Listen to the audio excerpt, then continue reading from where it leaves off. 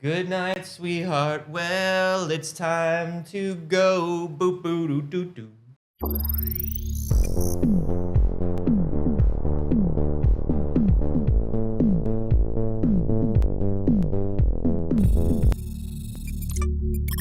Hello, good morning. Good morning, BBs. It's too early. It sure is. Welcome to the first, best, and only morning show in existence. I'm Anthony Carboni. And I'm Saige Ryan.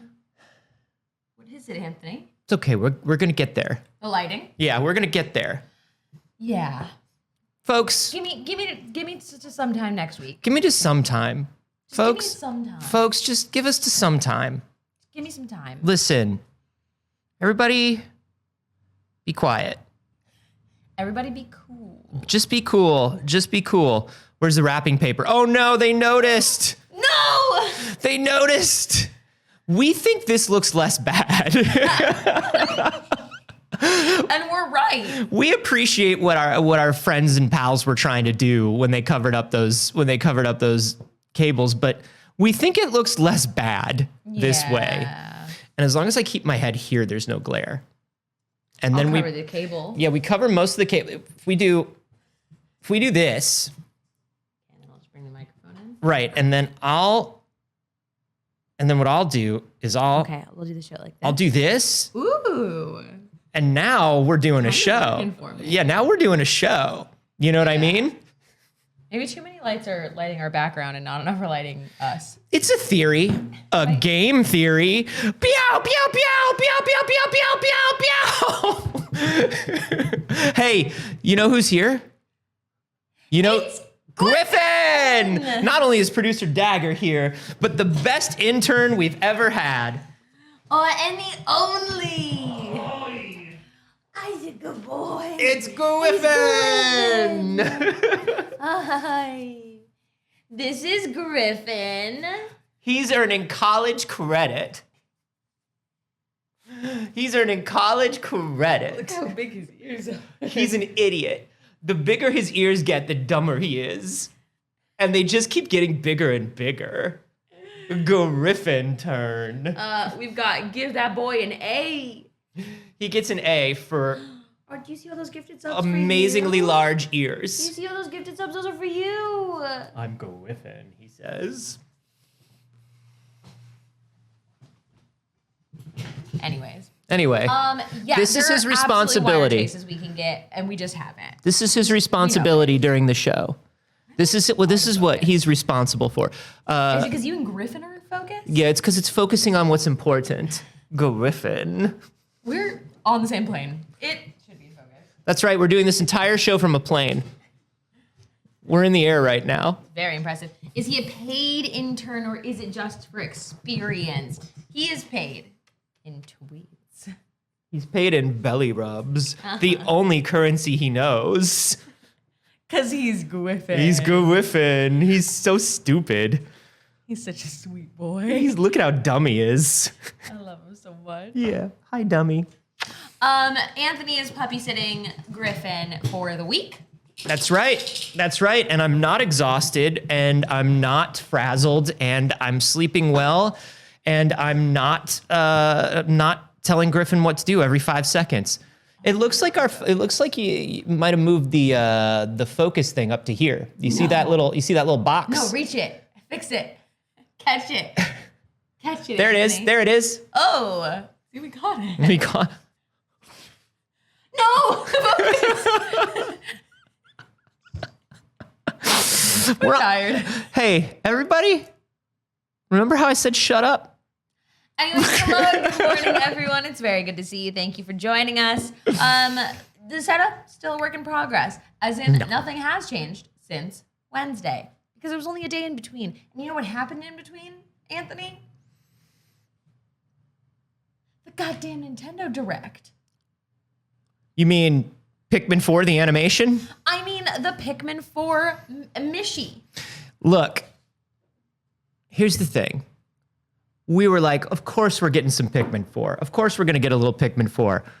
We got so much ding-dang Pikmin 4. We got the whole last game of Pikmin 4. What do we got? We got Ice Pikmin? Oh, you could freeze things like water and creatures. We got a puppy? We got You're Not Olimar anymore. No, you're a. Looked like that was maybe Lady Space. It looks like you're rescuing many pilots, and maybe you get to choose which pilot, and they do different things. You have a puppy named Oachi. Oh, Oachi. Oachi's so cute. Oachi is very you cute. can ride Oachi around things. He can pull and push things. There was an Empress Boblax Let's just... from Pikmin 2. If we're going to keep talking about it, we might as well just show it if it works. We got Matt Mercer as Ganondorf. In Pikmin 4? That seems weird. In Pikmin 4? Congratulations, you did it. The button keeps saying it's going to it, but just not going. Why don't you try yours? All right. Why don't you pull something up, man? Let's give it a shot. Let's see what happens. Secret boss in Pikmin 4. Let's see what happens here. No. How interesting. Well, that's going to be troublesome. Give me just a moment. I'm going to try and fix that. Bring a mouse over here. We'll just Where's use Griffin? Could be anywhere. Probably where that loud noise came from. Uh-oh. Griffin! He doesn't know his name. There he is! You be somewhere else. Hey, Griffin, come here. Come here, baby boy. Where's my boy, Griffin? Quick! Knock the mic over. Quick! Not a single technical issue, only puppy. Not a single technical issue, only puppy.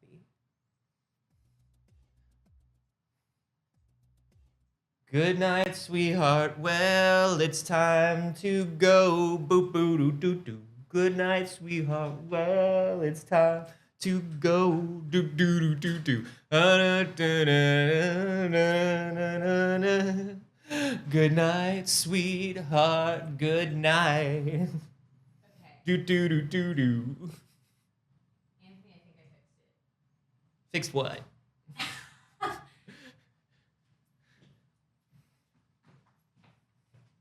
Look how floop.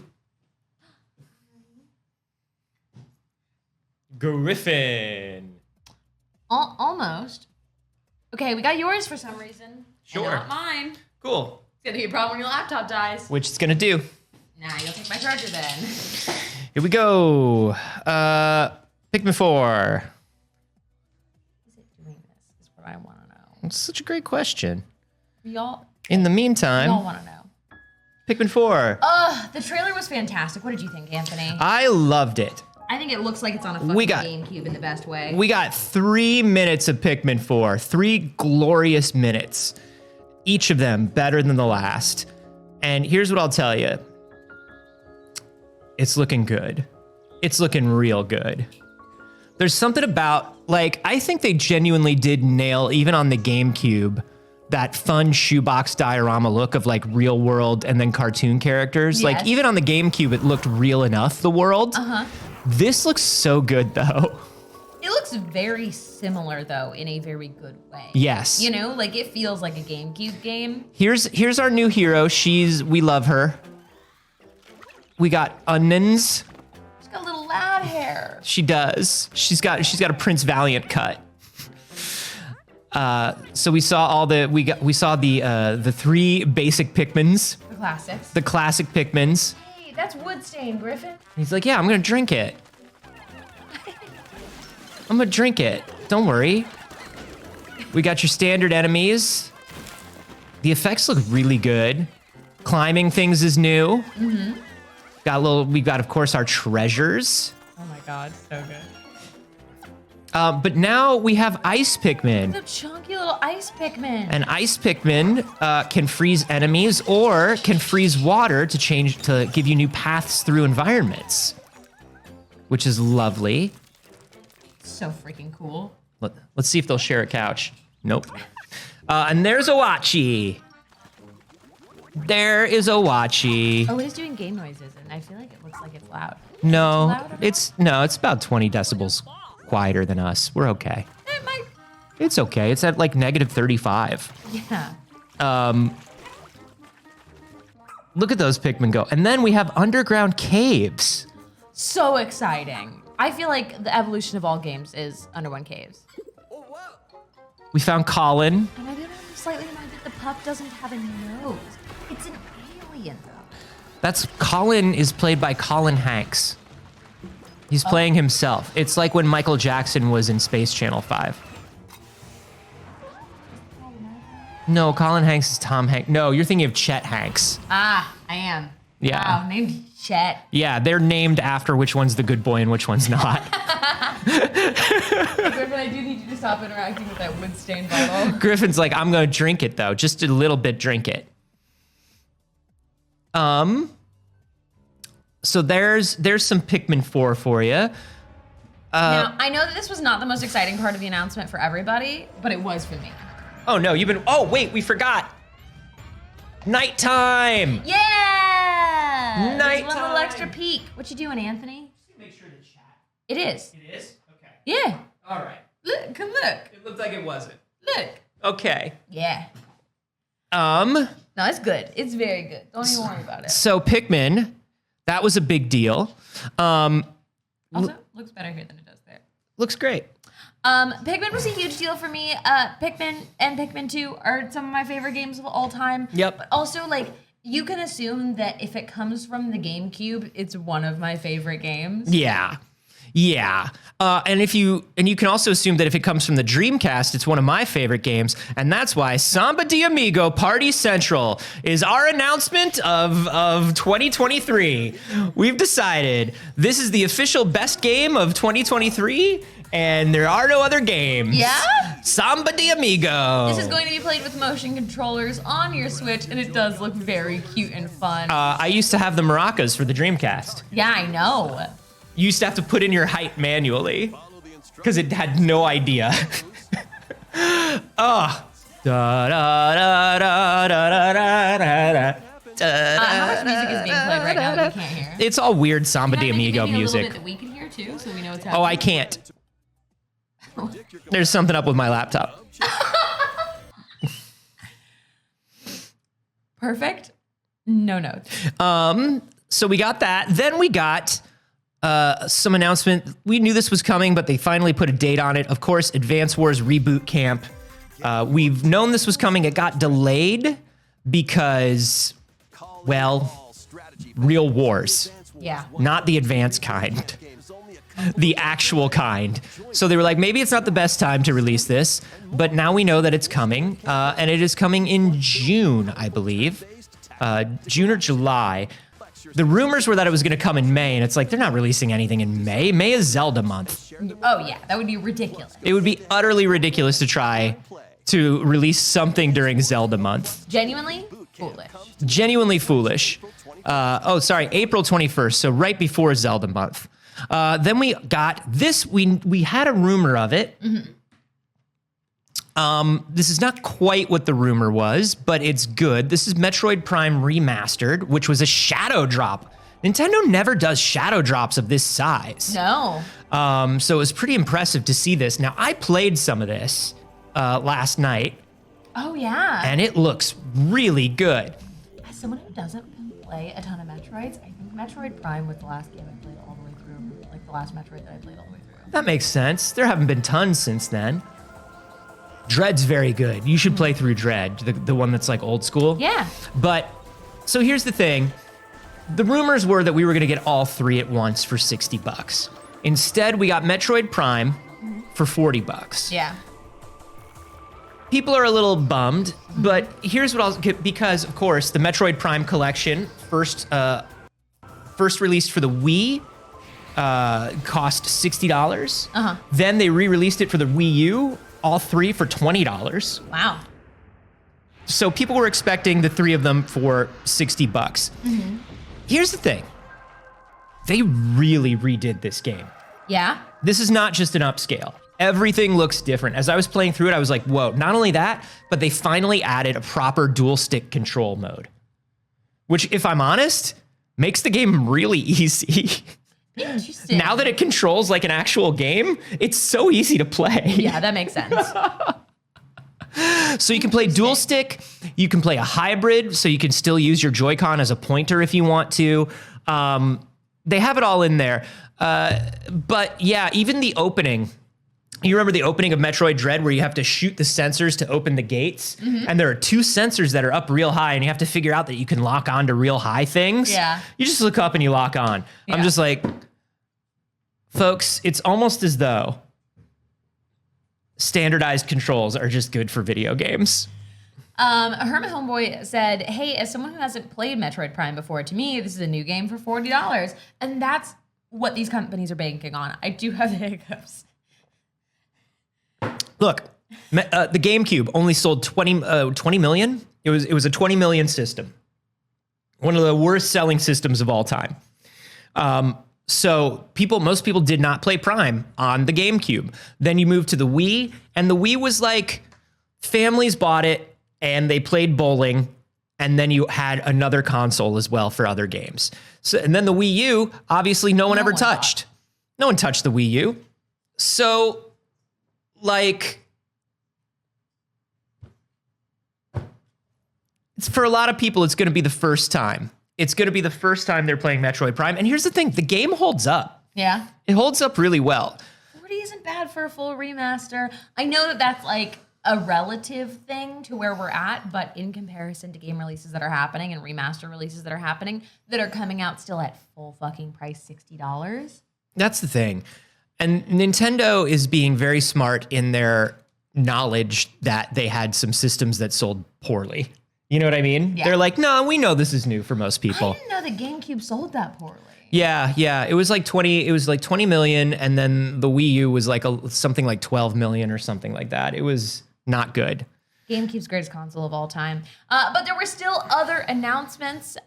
We got a little more of Dead Cell's Return to Castlevania, which, like, shut up and let me play this freaking game. It comes out soon. I think it's March 6th. I'm so excited. It is. March 6th is Dead Cell's Return to Castlevania. We've got about a month to go.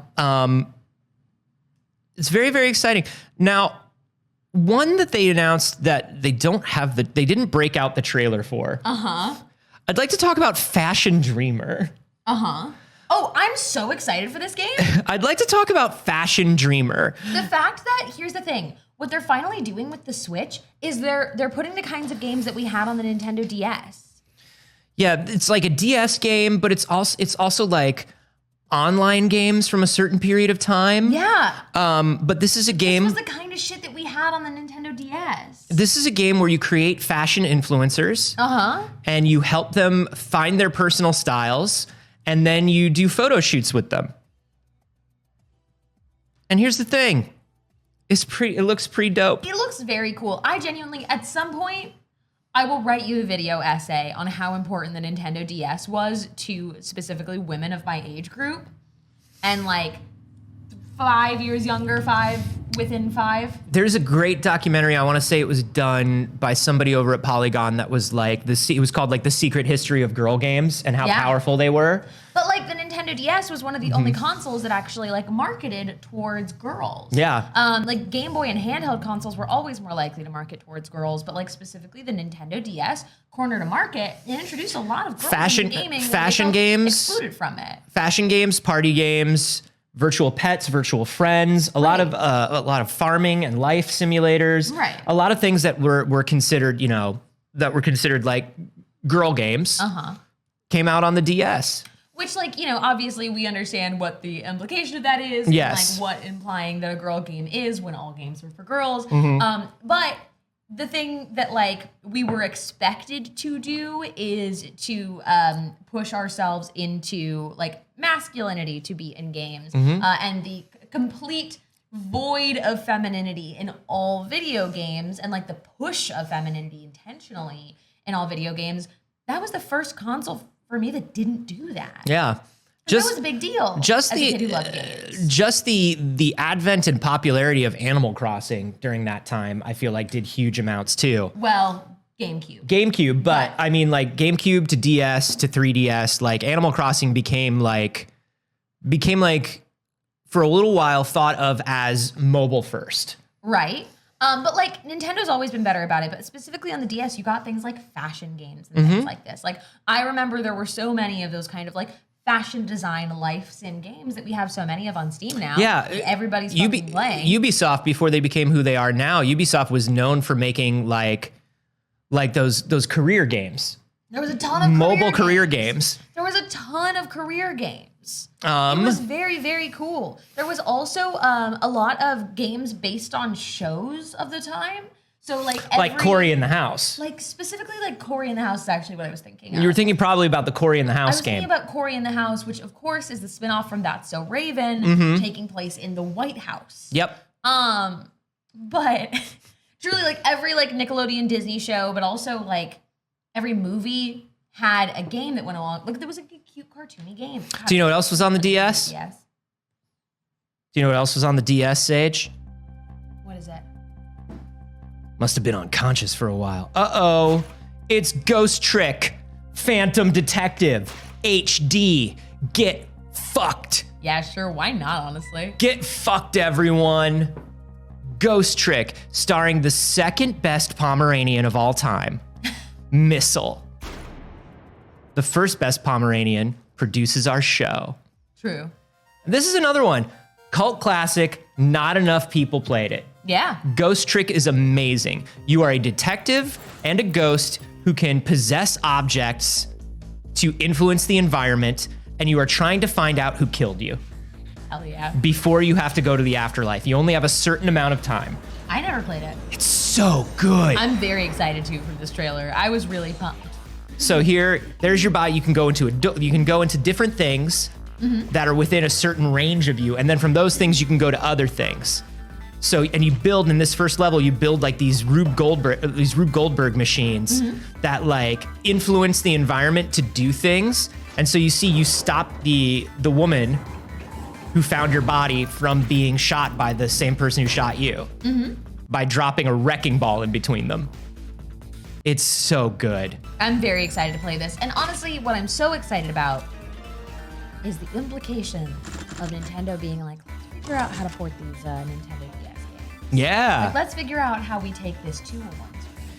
And what we're finding is it's almost as though the dual screen thing was more of a gimmick than useful in 90% of games.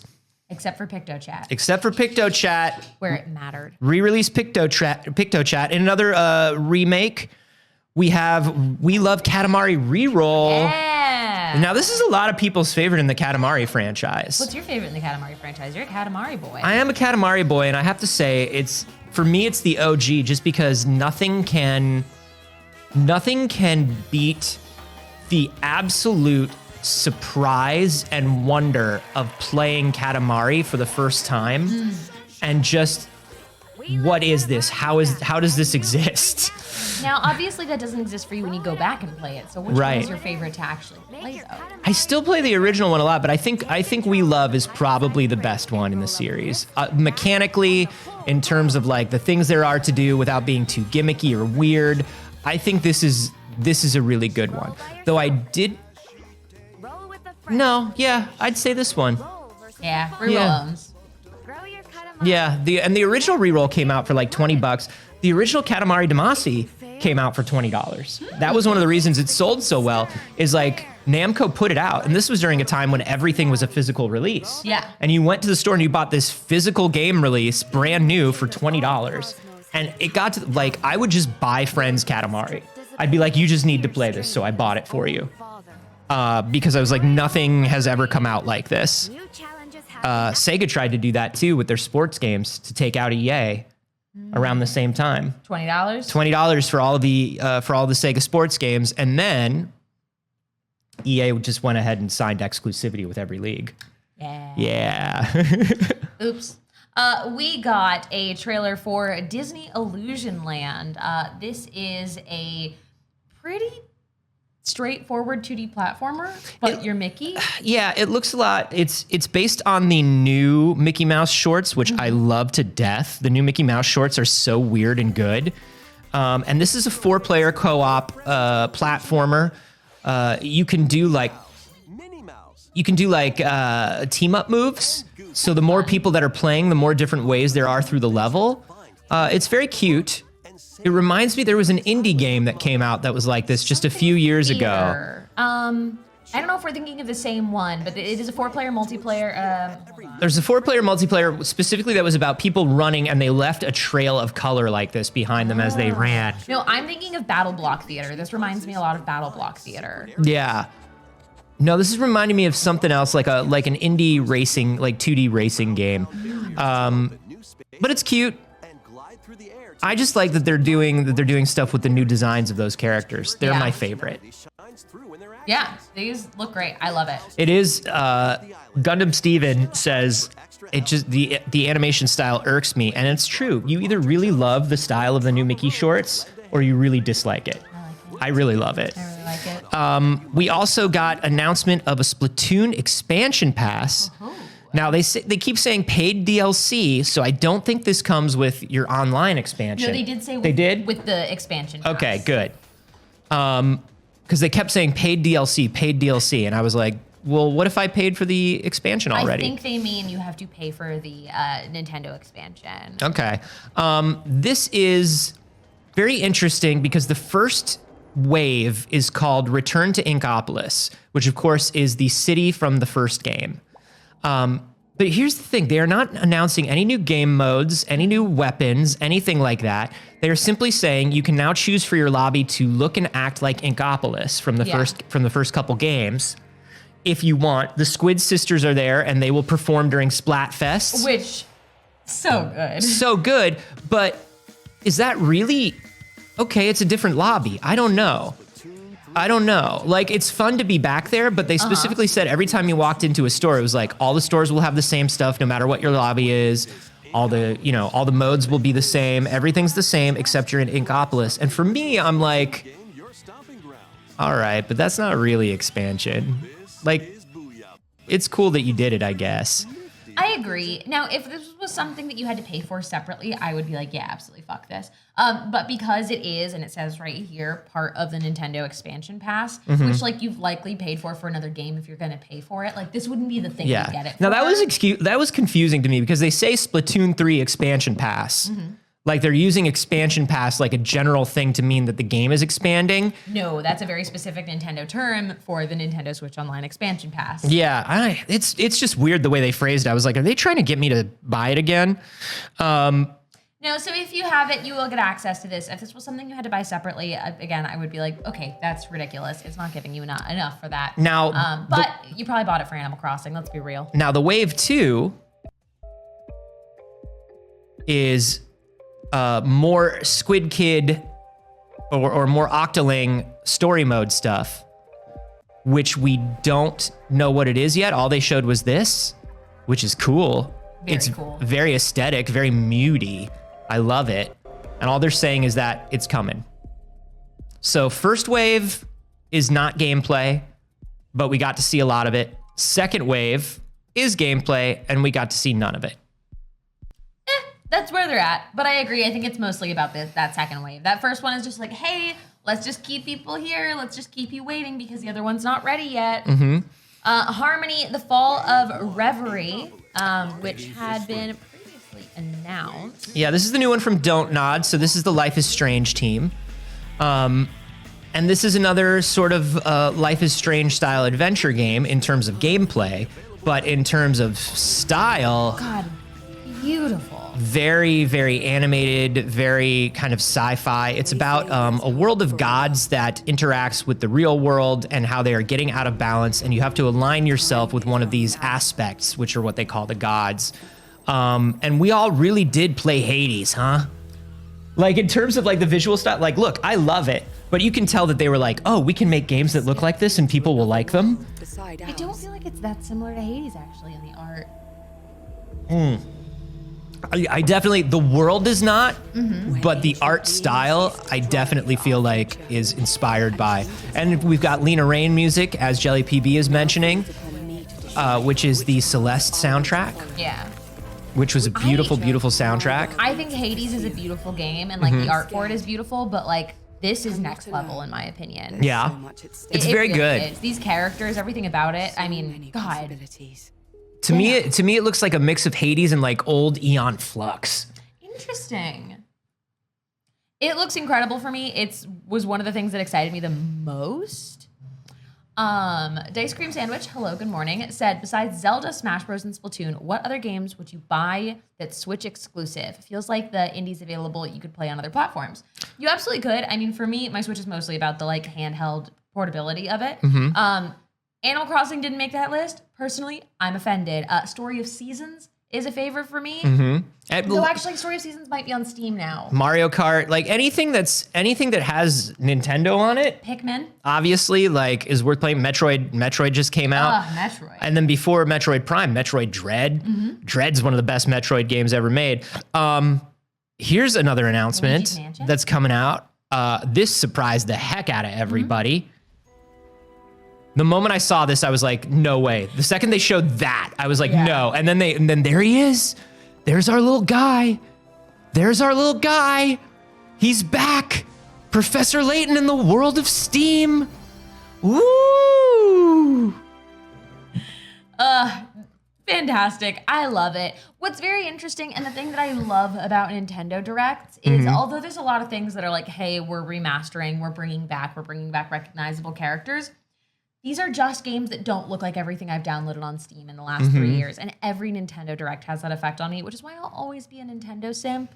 If you're looking for something where you're like, I'm an indie game player, which like we both are, we love indie games. Yeah. Is Nintendo the best platform for indie games? No. Is it the best console? Yes. And especially for particular types of indie games and particular aesthetics. I would say on like the cozy side of indie games, just unrivaled best console. But if you're looking for just like the best collection of indie games, it's itch and then it's Steam. Yeah.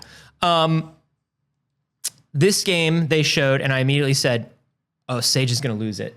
Sage is going to lose it. I can't believe they made a new one of these.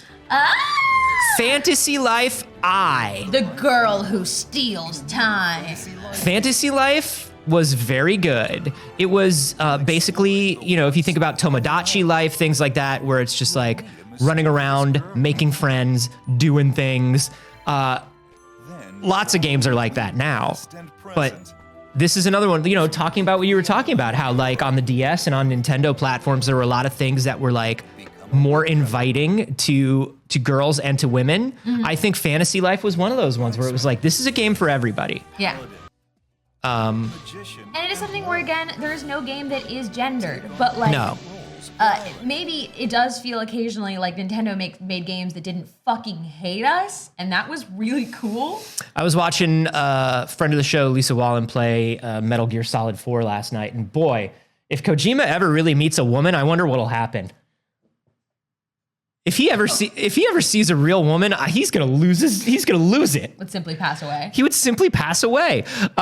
We have a new booster course pass for Mario Kart, which has got an all new course based on Yoshi's Island, and oh my stars and garters. Yeah. Sorry about the NDI. My laptop is dying.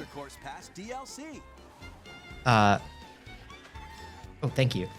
So this is the Yoshi's Island course. It looks amazing. Yeah, amazing. Mario Kart is something that I only play in a social setting. I never in my life sit down and play Mario Kart. What if I told you Birdo? Love it. What if I told you Trans Icon Birdo is now in Mario Kart? And hey, I love that for her. Wonderful. What I will say is it's not ever in my life a game that I've sat down and played alone, except for when like you get a new console and you're like, let me pop into like a new Nintendo console, you pop into Mario Kart. Every time they release something new on that content pass, I absolutely play Mario Kart for a couple days. I just tear through the whole thing. Now, really? Yeah. Now here's something interesting. Here's something interesting that I did not have on my card, on my bingo card. And this is Batten Kaitos 1 and 2 remasters. Yeah. Did not see this one coming, in all honesty, but it makes a lot of sense. You know, Batten Kaitos was one of the first, like, mainline sort of big console, not mobile, card game based action RPG things. Which is incredibly trendy right now. It's so... Card games, so hot right now. So hot right now. Oh my God, so hot right now. But a lot of people didn't play Batten Kaitos, and I think it holds up, and it's still very unique because of the card-based gameplay. Yeah. Now, did they do the thing that a lot of companies do, where anytime one of those backgrounds is 2D, they used an AI upscaler. Yes, they did. Does it make some of these backgrounds look a little weird? Yes, it does. Roaming Romero said, if you had to get rid of one, would you get rid of the Mario Kart series or the Mario Party. I'm about to commit a little bit of blasphemy. I think that Mario Kart is the better game, but I also think that Mario Kart is the more replaceable game. I think there are more alternatives to Mario Kart. Oh, there are, for sure. And there isn't really anything that has captured Mario Party correctly. And I'm just gonna put that out there. It doesn't even mean that I would choose that. And again, I think that Mario Kart is the better game for like a social party game, but like, now, I love Mario Kart. Can I? What else? I'm gonna flip this back on you. Like, obviously, Mario Kart comes out, all these kart racers come out. Yes. Mario Party came out, and there were a ton of games that were just like mini game party collections. None of them are. But do we remember more of the kart games? Because kart games are just better than these party mini games, obviously. I don't think that that's the case. I think that nobody captured the mini games like Nintendo did with Mario Party. Now, your closest alternative is another Nintendo. It's obviously WarioWare Smooth Moves. Wasn't there? There was a Nickelodeon one that was pretty decent. Was it? Yeah, there was like a Nickelodeon Party Blast or this? something. I don't know, but they tried to do it with like Konami tried to do one. There were a lot of them, but here's the thing. Mini game collections, including Mario Kart or including Mario Party, are kind of not good. I disagree. I love Mario Party. They're kind of not good. As like, in the setting. Again, I don't sit down and play either of these games alone by myself. I'm not playing against AI. However, in a party setting, I love Mario Party. I think it's a great time. But we're both people that love WarioWare Smooth Moves. So how can you say a party game is bad? How can you say these party mini games are bad when that is what WarioWare Smooth Moves is, Anthony? Right, but then I would say that because I keep it in its own thing because it's WarioWare. But if we're counting WarioWare as party games, then you can absolutely get rid of Mario Party because WarioWare's better. And there's nothing better than Mario Kart on the kart side. I will agree. There's nothing better than Mario Kart on the kart side. I will fight you right now. No. Mario Kart, Smash Bros. What about Smash Bros? Which one? Mario Kart. But I'm not a big Smash Bros guy. And I'm going to say Smash Bros. In that. I'm not a big Smash Bros. Here's the thing, but I will say this in an actual party setting. You're right that Mario Party is the better game because if you're playing Mario Kart, the people who are playing Mario Kart are focused on Mario Kart. With Mario Party, you got people swapping in and out. You're still having a party. People are paying like 90 to 75% attention to Mario Party. Okay, so the problem I've discovered is your friends. No, I just think it's better for a party setting because you don't have to focus on it and the party doesn't become about Mario Party. If you play Mario Kart, the party becomes about Mario Kart. I love a party that has either Mario Kart or Smash Bros set up where you have, let's say, 15 people there and 4 of them are sitting down and playing a game. The other get to hang out and talk. You take the controller in between and you swap in and out. But I love to put on Smash Bros at a party. Here's the thing. Tell me the thing. There was one more big announcement. Get rid of them all. Yeah? Get rid of all video games. They were a mistake. Yeah, all of them? All video games were a mistake. Anime was a mistake. Uh-oh. It's all a mistake. Here's a big announcement that people were hoping was coming.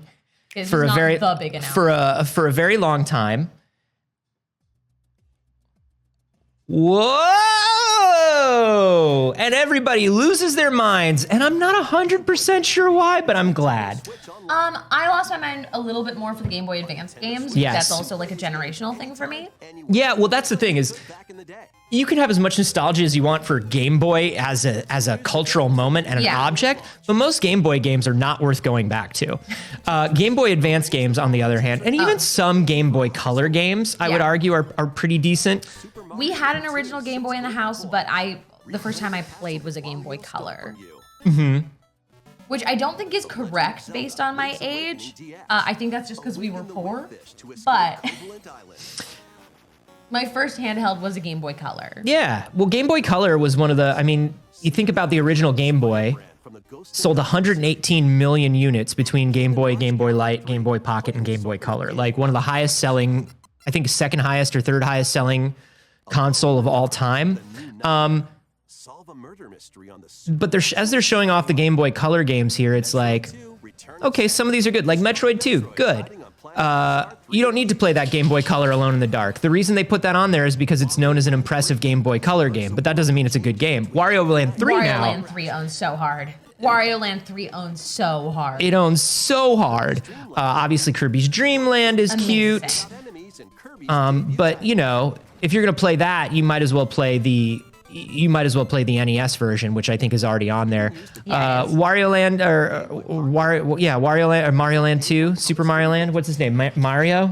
What's that one Mario? What's the name of the bad Wario? The Wario that isn't as cool? Yeah, with an M. You flip it. Yeah, the shitty Wario. Now they are showing Oracle of Ages and Seasons.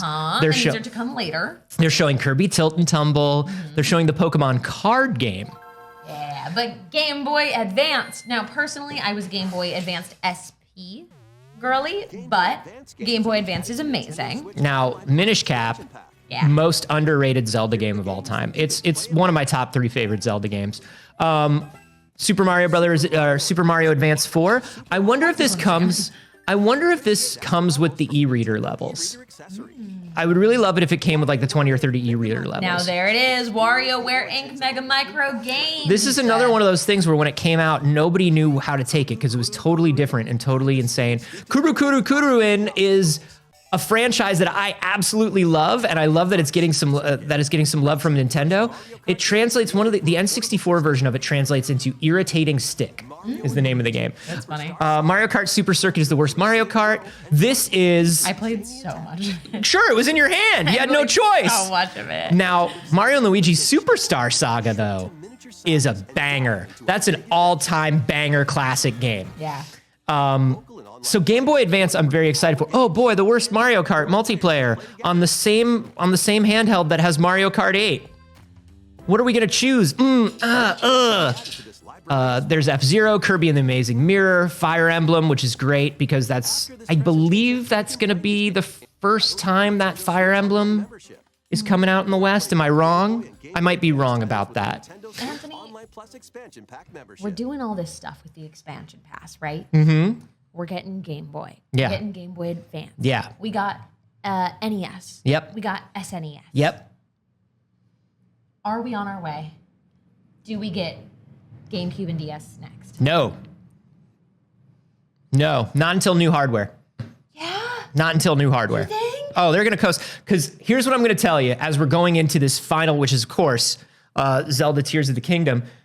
Do you know what this Nintendo Direct said to me? What? It said, bid a fond farewell to your Switch. No! That's what this Nintendo Direct said to me is, No! we're going out with a bang. Stop! Here comes the big party that's going to take you right through to the end of your favorite console that Nintendo's ever made for most people. You were going to make it all that way without Nintendogs? No Nintendogs. It's very swan song. It's very like, hey, look at all these old classics. Look at these big new games that are coming. Isn't the Switch a wonderful time? And haven't we had the best 5 to 7 years with the Switch? That's what this is saying to me.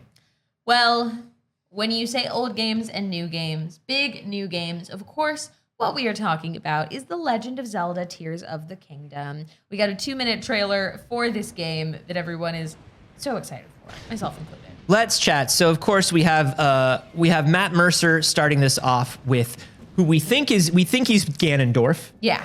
He is whoever the big bad is. It would appear. Sounding like being referred to by Twitter as Ganon Daddy. Sure. Now, there's only one Ganondorf who fucks, and we know that.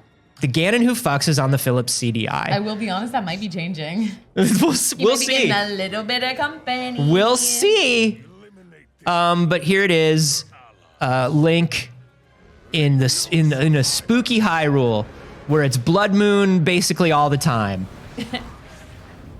And oh no, it's a bunch of Lizalfos. It's fine. It was a very, very dark trailer when you compare it to like the way that you remember Breath of the Wild. And like the promotion for Breath of the Wild was like a little more intense, I think, than the game actually was. Yes. Because that's just how Zelda does. Like this is, you know, a moment of like what you remember this gameplay like. And then it's like, no, but the trailer is dark and moody and everything is dying. But yeah, I do feel like this one is going to be darker. Just by the nature of like, they're using a lot of dark imagery as like key art, like the corroded Master Sword, Link's arm. They're like, it's gonna be a little darker, but it's still gonna be Zelda, like you're saying. Oh, of course. Link's all like, oh no, my Sheikah arm, and then here, okay. I'm sorry, Vehicles. the Legend of Zelda Nuts and Bolts. Yeah. We're doing vehicles. I'm sorry, is this some Banjo-Kazooie 360? Yeah, 100%. Is that what we're doing here? It's giving Mad Max meets Banjo-Kazooie. It's giving whatever my friends build when they go to Burning Man. Yeah, this is definitely like, do you remember that on the 360 when Banjo-Kazooie was like, build all these custom cars? Yeah. This is what I'm feeling like. Because it looks like you're using like magnesis and things that are around the kingdom to build yourself like airships and balloons and like... They show a lot of vehicles. They show a lot of vehicles. Methods. They don't, you know what they don't show? Public transportation methods. Even in Hyrule. There's just one guy using a giant floating platform just for him. There's not even a carpool lane. The game's primarily made in Japan. They actually have great public transit. That's true. It sings me a little song every time. You don't really have to think about it. That's mostly an problem. The buses are so clean. Yeah. One time, an unhoused man fell asleep on my head on a bus. Yeah, that tracks. One time, I went from San Antonio to Austin after PAX South on a Greyhound bus where a man was masturbating under a blanket the whole time. I've only been on one bus in my life, and that's why, Anthony. Yeah. That's exactly why. The man was on the row up above my head. He fell asleep atop my head, and I was too afraid to move. Yeah, that makes sense. May 12th. May 12th. May 12th, The Legend of Zelda Tears of the Kingdom. Now, we do know something else here. Now, Legend of Zelda Tears of the Kingdom, Saige, is going to cost $70. Now, obviously, this made a ton of headlines yesterday after the announcement. I screamed. I threw furniture. I called my bank to make sure that I was still on track with my 401k because of the raise in price to $70. Yes, it's $10 more. It took a year longer than they thought. It's a game that you're going to play for a couple hundred hours. And you're probably going to play 1,000 times in your life. It's $70. Now, look, is that okay? No, that's way too much. That's way too much. Is $70 too much for video games? Yes, absolutely. I am personally more concerned with the rising costs of basic necessities like eggs, for instance, but I'm not surprised. You could buy 3 eggs for what you're going to have to pay for The Legend of Zelda Tears of the Kingdom. You could get a full eyedropper full of premium gasoline for what you're going to pay for The Legend of Zelda Tears of the Kingdom. Now, we're seeing this on the Sony and the Microsoft side as well. Games going up to $70 for major releases. Yeah. Listen, I understand the complaints. Games should not be going up in price, but at the same time, I remember paying $80 for Mortal Kombat on the Super Nintendo. Wow. Because it was a big cartridge. Woof. Games are still lower in price now than they were when you account for inflation, but games went down to like 30 or 40 bucks at one point when games moved to disc. Yeah. Now games are mostly digital. What am I paying for? Yeah. What am I paying for? What's up? I can't hold it. So it must not be there. Look, $70, I think, as long as this doesn't become a trend for Nintendo, I think it's okay. Nintendo, more like Nintendo. More like Nintendo. If most of you probably received the same TikTok that I did yesterday, there was somebody who put out a TikTok and was like, hey, $70? Interesting. the Nintendo Pass that you can buy on the Switch Online store, which is two games for $100, and it works for all games, would make that game $50. And I mean, the other thing to think about is when you're talking about the cost of a Switch. The Switch itself is, of course, less expensive than other consoles. Switch Online, the expansion pass, way cheaper than any level of Xbox Live or PlayStation Plus. Oh my God. So, and the fact that they include most of their DLC with that, where the other companies don't. Especially if you pay for it yearly, it is ridiculously cheap in comparison. And just find friends with Switches. It's one of the highest selling consoles of all time. You'll be able to find them and do that family pass. We're on a family pass. We're on a family pass on everything we can be on. We are a family. Sometimes a family is a bi icon and an aging YouTuber and two idiot dogs. Griffin! You want to come back up, Griffin? We have more news to do. So Tears of the Kingdom is $70. And do you know what, Saige? It's probably because of all the extra giggle bits. Because of the giggle bits? What do you mean the giggle bits? It is the biggest Nintendo game of all time at 18.2 giggle bits. Can you believe it? Can you believe a game can be 18 gigabytes, Saige?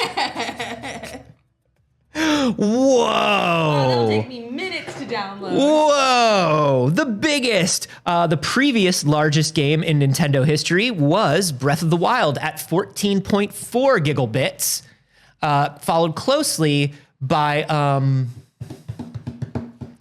Xeno Chronicles. Oh, of course. Xeno Chronicles. He's Griffin. Oh, I'm Griffin. I'm Griffin. I love a Xeno. I love a sword. Griffin says, I have a lot of giggle bits. Griffin's like, I'm nothing but a giggle bits. About 18 giggle bits? Are you about 18? He's about 18 giggle bits. So that's Tears of the Kingdom. One of the other things that we can announce now is that the Switch is officially the third highest selling console of all time. The Nintendo Switch is the third most popular console of all time. It has just beaten the Game Boy and the PS4. Wow. What's number one, Wii? Number one is still the PS2, I believe. Wow. Let me check here. I believe In Life After Love. Yes, it is. Number one is the PlayStation 2 with 155 million. Number two is the Nintendo DS at 154 million. Wow. That's right. So, and the Switch now has sold 122 million, I believe.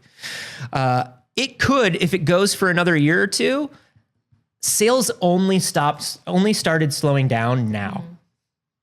They have only lost momentum starting this month, but that momentum's going to go back up with Zelda. Yeah, 100%. And remember that momentum probably also has to do with shortages too. Yeah. It could become the highest selling console of all time. I don't know if it will, but it's within reach. Yeah. What do you think? Yeah, I think it'll move up one more. I think it might dethrone the DS. I don't know. So here's the thing that I'll say once again. But the DS and the PS2 are so close, though. They're only a million apart. I think maybe then, what's it at right now? I believe it's at 122. Yeah. Or are you just licking it? Fucking weirdo. It's 122. Griffin's a bit of a foot fetishist. Up against? So 155 for the PlayStation 2. Nah. 154 for the DS. Now, I don't think it's selling 30 million more consoles. Nintendo's thinking that they're going to sell 20 million more this fiscal year because of Zelda and all this stuff. I'm skeptical on it. Me too. The PS2 was a very interesting case. It was the first real mainstream video game console. I mean, the PlayStation 1 was, but the PlayStation 2 was like, this is for grown-ups and kids. And it had a DVD player, so your parents had were a cool with just DVD having player. it in the living room. It was, we need a DVD player that's under $600. Yep.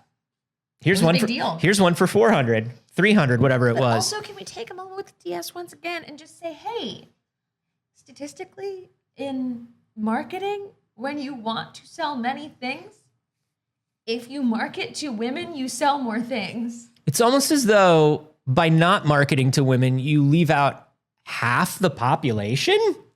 Additionally, women are a more mobile consumer base. Women spend more money on things for themselves. Women spend more, men pirate more. Yeah. Men absolutely pirate more media. we steal and we mod a lot more. And like, obviously these are like a statistical things. This does not apply to everybody, but Yeah. like on a statistical basis, Yeah. in the information you get when you work in any kind of marketing, women are more willing to invest in things that they enjoy. Yep. And things that they feel included in. I remember trying to explain that when I worked for that ill-fated Comic-Con network, and they were like, we think our audience is like, 18 to 35-year-old men. I was like, you're wrong. Your audience is 14 to 40-year-old women. Well, 14 to 45. Hey man, we know who was running that. They hated women. Yeah, Do you care? they sure did.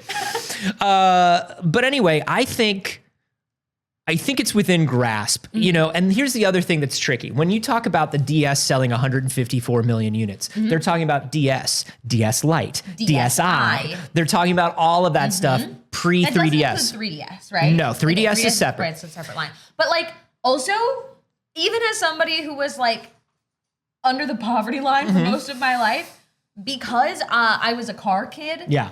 and I sat in the car all the time, I had a Nintendo DS, and then a DS Lite, and then a DSi. Yeah. Because like the hinges would eventually wear out, and it was just normal. And there it was a cool more new accessible stuff. price There was a point. camera. The price went down. It was prettier. Like there's all this stuff that was going on. I bought multiple DSs. The first DS looked like a garbage can. It looked like The silver, the like lines on the top, it just looked like a weird box. size of a Steam Deck. But because they're counting these multiple different versions of the DS, whether the Switch hits it depends on how Nintendo classifies whatever this next hardware is. If they make a new Switch, which is backwards compatible, right? Which is going to be a little tougher for them because they'll have to leave the NVIDIA Tegra platform behind. It doesn't exist anymore, really. They could build some backwards compatibility in. If they make a Switch, whatever they call it, and they decide that it's the same as the Switch, which it could be. I mean, they're releasing a lot of bangers towards the end of this hardware's life. They could be planning on it straddling two They generations. could go DS Lite, DSi. Yeah, this I is see it more likely that they make the jump to something like a 3DS, you know? yeah. In comparison of what the size of the jump is. I would like to hope so. I would like to hope that they don't do like an incremental update. I think they already did with the OLED. Kind of, yeah. But when I say that's their DS Lite. I think so. When I think incremental, I'm talking like Game Boy to Game Boy Color. Even though they added color, they consider it the same system because it was the same processor, just overclocked, and it played the old games. So they could do like a double resolution Switch and call it Switch. This could be the Switch Pro that people have been thinking about this whole time. They could call it something like that, and then bring it out and be like, it's too late for a Switch Pro. This is the same console. I think it is too late in the life of it and in the way that they're releasing things for a Switch Pro. But I think you could have a Switch something in the way that there was like a DSi or a 3DS. Yeah. But like I think it is too late for a Switch Pro. That's what I'm saying. I hope it's not an incremental update because it does feel like it's Even too by late. name. You know what I mean? Like that's something that then you should have had. What if they call before. it Switch U? That worked really well. And People love the U. people understood that it was a totally different console and not a weird controller. Yeah. They totally got it. They understood it. Over 11 million people went out and bought a Wii U. And that's why the entire Wii U library is now on the Switch. This was a big deal, this Nintendo Direct. I think it is the Switch's swan song Direct. I think the next time Switch swan song. Switch swan song. I think the next Direct we get will be one more big banger. Maybe it's Prime 4, although I think now they're saving Prime 4 for new hardware. Yeah. I think so. I think it'll be one more big banger and an announcement of new hardware on the horizon. I think next time we're going to hear about it. I think we've got 18 more months of the Switch at most. They're waiting.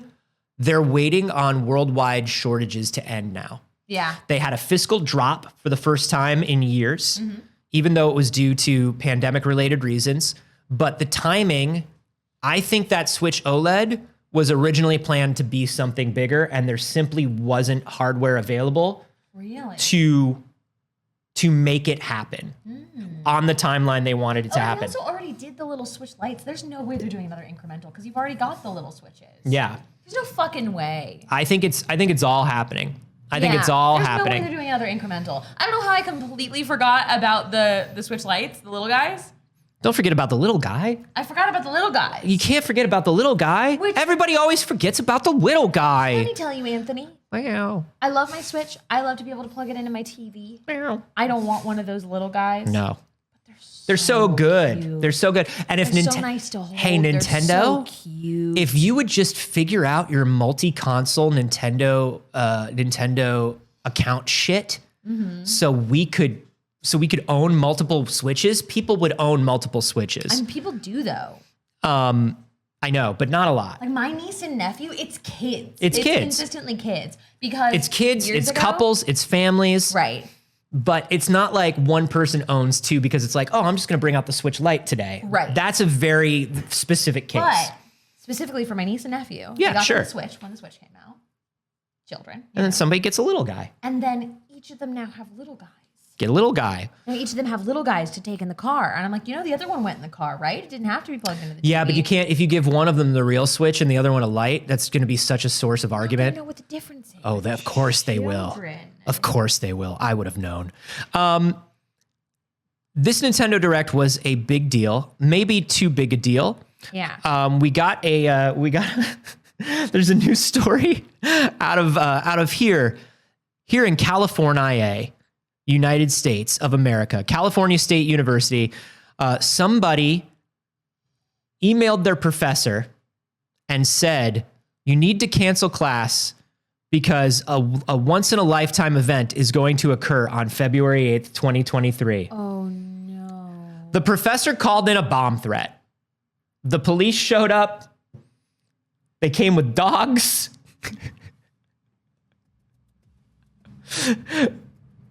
They searched the campus. And the student was like, I was joking. I was talking about canceling because of the Nintendo Direct. Nobody said anything about any of this. No. I don't know that the professor lost his job. I think the professor got a weird email and responded to it. And should, in the time that we live in, and should. The Yeah. professor did nothing wrong. Yeah, the professor didn't do anything wrong. Realistically, also, the kid was just not being smart. No. Like, it's just a kid. No, that's a kid who's doing a goof that he didn't understand that the goof was going to land that way. Absolutely did not understand how the goof would be interpreted. There's really no... There's no villain in the story except for the cops, as always. They didn't do anything in this scenario, but also they don't do anything in any others. So I should always acknowledge that. But hey, Saige, do you know what was also a huge event that everybody was talking about just as much? Everybody was doing just as much talking about it. Steam's Next Fest. That's right. I bet you all knew that happened. Look, I knew it was happening. Steam Next Fest isn't quite a thing yet, but it's becoming a thing more and more. This is Steam showing off demos and indie games that are dropping. Developers are encouraged to do live streams because, like Steam has the built-in live streaming. Smaller developers are encouraged to get together and sort of make this an event that they can rally around on Steam. And there's some great stuff that's coming out. There is. Here's some favorites that Rock Paper Shotgun announced. Xenonauts 2. If you didn't play the first Xenonauts, it's fun. It's very like old school XCOM, if that's your jam. It's even done in the old school isometric style, which is fun. Mr. Sun's Hatbox got an IGF nomination for excellence in design. Basically, this is a puzzle platformer that's like incredibly tight. It feels very Celeste-y. It's very, very good. Shadows of Doubt, Saige, is a procedurally generated detective adventure game. Yeah, it looked awesome. It looks fucking awesome. Everything is procedurally generated. The city, the story, the heist, the case. It's all procedurally generated every time you play. That's amazing. And it's got that old school 3D pixel voxel look. I'm a fan. It looks cool as hell. Mr. Saito. This is Laura Shigehara, who you might know as one of the designers of the original Plants vs. Zombies, one of the best artists in the game right now. This is like essentially a cute game with a dark story, which we love. Yeah. Mr. Saito is a white-collar worker whose life is dictated by a bruising corporate regime and whose health crumbles in a series of flashbacks that are cartoony and whimsical. Looks deeply disturbing, and I'm in. Yep. As I am with the next one, Voltaire, the Vegan Vampire. What's so funny about this is that's all nonsensical, and I'm very into it. It's very, very cute. By day, you plant Halloween-themed vegetable crops, harvest any that have grown to maturity, and gather and water resources. By night, you set traps and fend off nasty monsters sent by your dad to destroy your plants and scupper your vegetarianism. I love it. You're just a little vampire. It looks very Don't Starve by way of, the story is like by way of Adventure Time. It feels very Marceline. It's so fucking cute. It's so cute. You just make a little life for yourself in your graveyard. And I'm going to play this so much, it's going to ruin me, Anthony. It's going to ruin me. Oh. The business is going to fall apart. This is it. This studio is going to close down. I'm being a vegan vampire. Next one is something that I find incredibly interesting. This is It's a Wrap. It's a platformer where you use different tracks of a video editing suite to affect the level. That's very funny. So it's got kind of like you build out like the level, the timing of the elements in the level. You can cut the level together to get rid of things that hurt you.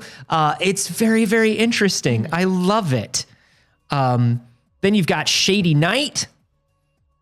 Shady Night is a first person, like you've got to reach the top of this fortress without getting stabbed or bitten by like other knights and spiders. And it's just like scrambling up walls, like first person parkour, like chaining combos together. Feels very like Neon White a little bit.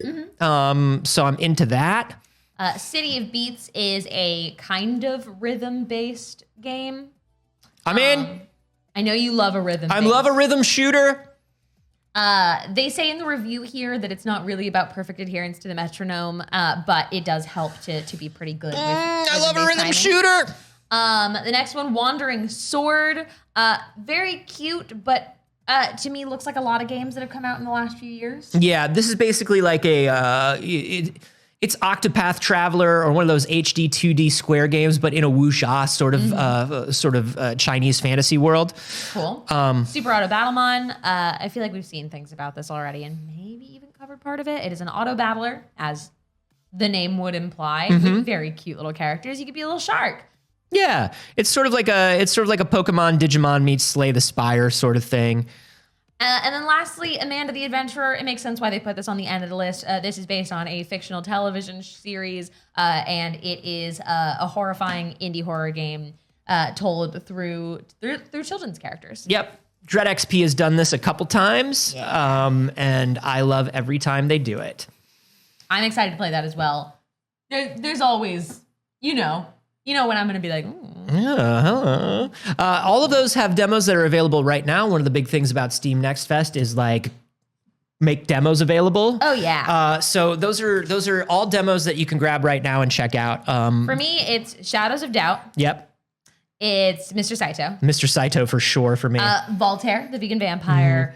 And then to me, then it does skip down to Amanda the Adventurer. I would definitely add That's a Wrap to it, or It's a Wrap. It's a Wrap does look very, very It's fun. a Wrap. It looks like exactly my kind of shit. And Mr. Mr. Sun's Hatbox as well. Yeah. I do love a punishing platformer. I really do. I would consider that maybe to be my least favorite kind of game, is a punishing platformer. I know. Hey, but you know what one of your favorite games is? Dragon Age. It's true. I was debating if we want to cover this because it's leaks. We're going to cover it gingerly and carefully. Okay. 20 minutes of Dragon Age Dreadwolf has leaked online. One of the beta testers leaked this footage. Not cool. Not cool. Don't do that. If you get into the beta, don't mess it up. There's artists working very hard. Yeah, it looks like, so they've released it, and it looks like the combat is drastically changed from Dragon Age 2 and Inquisition. That's the big news here. We're not going to show any of this stuff because it was leaks. It's pre-release. You're not supposed to see it yet. It's not done.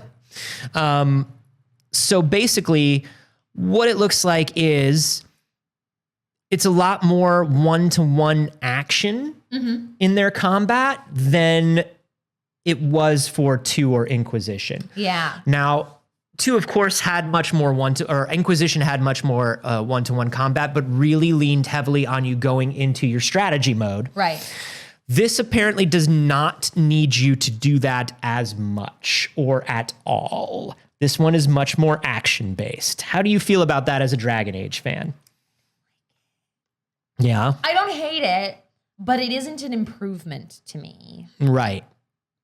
I agree with chat too. Alonzo and Gabgrag were both like, I still don't believe this game is happening. Yeah. It is hard to believe that this game is happening. If it hadn't leaked, honestly, I think the last time we talked about this is like, there's no way. There's no way anybody's working on this. The regime has changed too many times. Right. The creatives have come and gone too many times. And they haven't shown anything except 2 pieces of key art. There's no way there's a real game behind this.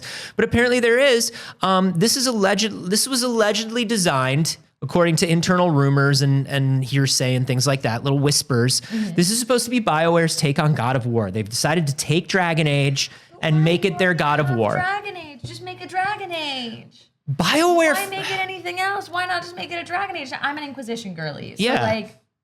I'll tell you what, every time I had to hit that button and go into strat mode, yeah. it wasn't really for me. Yeah. Because I don't like that. I'm not a turn-based sort of guy. But I understand why there need to be games like that. Right, like we have in the God of War. mainstream. Right now, I think to the AAA thing, the problem with AAA is there's just not enough variation. There's not as much variation as there used to be. And there hasn't been a lot of variation for a long time. And so when we see like the last bastions of these sort of like hybrids or genres that aren't AAA as much anymore, like you can do a strategy game. They're selling well. Midnight Suns did great. Mario and Rabbids did not do as well as Ubisoft had predicted. But that's because we don't like Ubisoft right now. Right. Vacuous Mermaid said Dragon Age combat always felt awkward to me because it wasn't tactical enough, but also not action enough. And I agree. I think that is definitely true 100 times of Inquisition for sure. I agree. It's just a matter of like people who are like, oh, Dragon Age is my shit, are not really there for that. That's the thing. And like, don't make me have to be there for that too much. This feels like 7th gen Japanese development houses like your Capcoms and your Konamis and stuff like that at time that were like, well, we've got to make 3rd person shoot man action because that's what people want right now. That's what's selling really big. And it's like, no. That's what people want in general, but it's not what they want from your thing. Exactly. So I agree. I also wish they had leaned more towards the strategy if you were going to lean into one of them than the action. We have enough action games at the moment, and Dragon Age is not that for me. Here's the thing. I'm probably not playing Dragon Age either way, so you didn't get me by changing this. What you did is you lost Saige. That's the thing. You didn't get me. Right. I'm not there. Now the bald elf man is still there, I think. So you might still be there. The bad bald elf man is still there. And he's very bad, and we know that he's bad, but maybe you smooch him. Like maybe though. Look, he's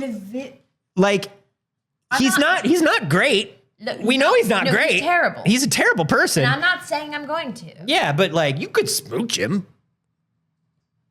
What I need. Yeah. What I need. Yes. Games to do. Yes. Is not make terrible guys So cute. It's rude to me. Yes. That's the thing is I don't like men that much. I like little monster boys. yeah, sure. They're trying to give you what you want, I guess. And I agree, Gab Greg. I agree. And yes, to Dorian, yes, absolutely. And total monster. Yeah, but you might smooch him. I don't know. Look, hey. It happens. Hey, if you're a Dragon Age fan, don't try and tell me you're not a monster fucker. Don't try to tell me you're not. Anyways, one last piece of news. Don't try. Don't bother. Don't lie to me like that. You're a Dragon Age fan because you like making good decisions with your life. Okay. All right. Okay. I like Dragon Age and responsibility in my personal decisions. Now, no. Mrs. Reaper said it's either Billy from Scream or Little Monster Boys. No other men for Saige. Hear me out. Billy from Scream. Is a little monster. He's a little monster boy. He's a little monster boy. He's a bit of a little monster boy. Folks. One more. The Dragon Age, it's coming, and it's a God of War, and we're all just going to have to deal with that in our own way. Now, this is just a leak, so what if it isn't? I don't know. It probably is. Anyways. One last piece of news is such a fucking weird piece of news. Spider-Man Noir. A live-action Spider-Man Noir series is in development at Amazon. Sony let go of Spider-Man Challenge. Can you do it? Can you do it? They sure can't. Here's the thing. We know that Sony has their Spider-Verse that they've been working on. We know that the ultimate Spider-Verse film that they made, the pinnacle, was Morbius, the living vampire. Of course. Now, they're trying to make this Spider-Verse based on the characters they own the rights to. They arguably own the rights to any character that is mainly Spider-Man first in Marvel. So we knew that they were working on a Silk live action series, which is wild to me. Uh-huh. It's wild because you have to do all of these series without Peter Parker. And they're doing them for Amazon. Will it be tied to the Madam Web movie? I don't think so. Who knows? But who knows? Is that Madam Web thing still happening? Is that gonna come out? Is that still real? That's because that's such a bad idea still.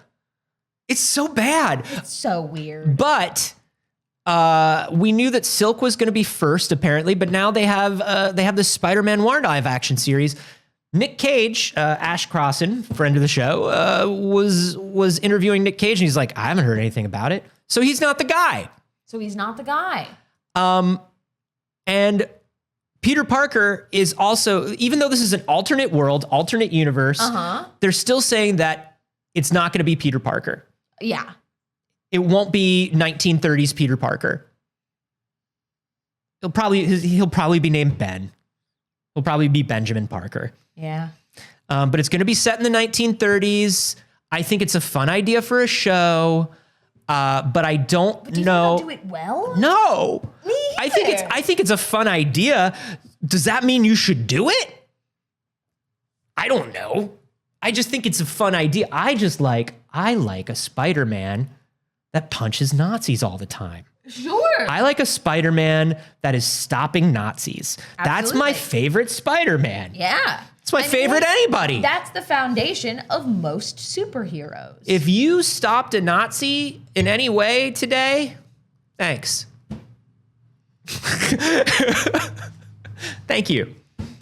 But yeah, I just don't know why. And he's such a fun, silly character that people enjoyed from Spider-Verse. Yeah. And that's why they're doing it. 100% that's why. But here's the thing. He's fun. He's a fun character that we all enjoy because he was in 5 minutes of Spider-Verse. Right. And he just said, he showed up and he goes, I like drinking egg creams and punching Nazis. And we're like, that's dope. That's pretty good. We didn't ask for 9 hours of it, but that's dope. But Sony has no understanding of what anyone wants 9 hours of. They just know they own Spider-Man. That's all they know. All they know is They they don't own know anything else. All they know is they own Spider-Man, and as long as they make one Spider-Man, I think it's like every 10 years, they own Spider-Man forever. Here's the thing. You know, every day, there's just a phone call. There's just a phone call from somebody at Disney to somebody at Sony that's like, how about this much money? What about this much money? Disney wants it so bad, and we want Disney to have it so bad. What about this much money? That's all they're saying. That's all they're saying. Ugh. It's going to take... Sony, please. It's going to take the tanking of all of these shows, and I'm going to say 3 movies. Because here's the thing. Marvel won't let a Spider-Man movie tank a mainline Spider... Because they can't. They can't. No. They will always do a co-production because Spider-Man simply cannot have a bad movie. Marvel cannot risk that now. But we're one in with Morbius. We've got Kraven the Hunter. We've got Silk. We've got Madam Web. We've got now Spider-Man Noir. But as long as Marvel doesn't let a mainline Spider-Man movie flop, Sony will always own Spider-Man. Kraven looks fun. Kraven looks really fun. He's a hunter. It looks really fun. Of man, the most dangerous game. Anyways, everyone, that's all the time that we have for today. Is Spider-Man like the most dangerous game? If man is the most dangerous game, Spider-Man he's a the spider most and a man. He's the most dangerous game. Let us know. Hey everybody, how much money would it take to get Sony to release them grippers? What do you think? Let us know. Hey, we do this show 3 days a week. Monday, Wednesday, Friday, 8 a.m. Pacific. Live on Twitch if you're watching this on YouTube later. Hey, bestie, come check us out on Twitch sometime. If you're watching this on Twitch and you're like, man, I really wish I didn't have to get up at 8 a.m. every day, you can catch it on YouTube later. You can catch it on YouTube. Okay. Oh, I only got here halfway through because it's so early. Oh my God, catch together half on YouTube later. Join the Discord. It's completely free to do so. The other free things that you can do to support the show are like, hey, tweet about it. Tell a friend about it because it's here. And it's a work in progress on the new set, and the camera's been crooked all day, and it's driving me nuts. Oh, me too. Me too. Neither of us were gonna fix it. I'm just looking at that. I'm just looking at that television receding into the distance. I'm just like, okay. It's beautiful. It's perfect. No notes. Nothing's changing from here. It's very cool of you. We appreciate you so very much for spending your mornings with us. The dogs are ready for the show to be done. Griffin, come here. Griffin, come back. Griffin was so sad when I put him down earlier. He always looks skeptical when you pick him up, but man, when you put him down, he's so bummed. He just wants more attention. Hey, Anthony, where can people find you and Griffin? You can find me and Griffin together as buddies forever. And also everywhere on the internet at Carboni. I'm Anthony Carboni on Twitch. And there's a new We Have Concerns today up about a billionaire who is going to Dracula lengths to make himself 18 again. Oh, freaky. I hate that. Yeah. You can find me everywhere on the internet at Not Saige. I typically stream on my channel Monday, Wednesday, and Saturday, but my schedule's all fucky because my computer's in the studio and I'm building a studio. Thank you, Griffin. Oh, very nice. Thank you, Griffin. Hey, you can check us out on Patreon, patreon.com/PixelCircus, where you get a bonus clip today from It's Too Early. We've got a bunch of stories in this spreadsheet. What spreadsheet? That we didn't get to. Maybe we'll just hang out with Griffin on the Patreon. Griffin's here. Maybe it'll just be dog cuddles. I don't know. EP Griffin, still intern for today. He's so dumb and pretty, though. He's going to fail up. You know he will. He's totally going to fail up. Look there's nothing in those eyes, which means he'll never talk back to the executives. It's us. Sweet guy, but he did bite my shoe during the show, so we're gonna have a meeting about that after. Anyways, no everyone. fetish play at work, Griffin.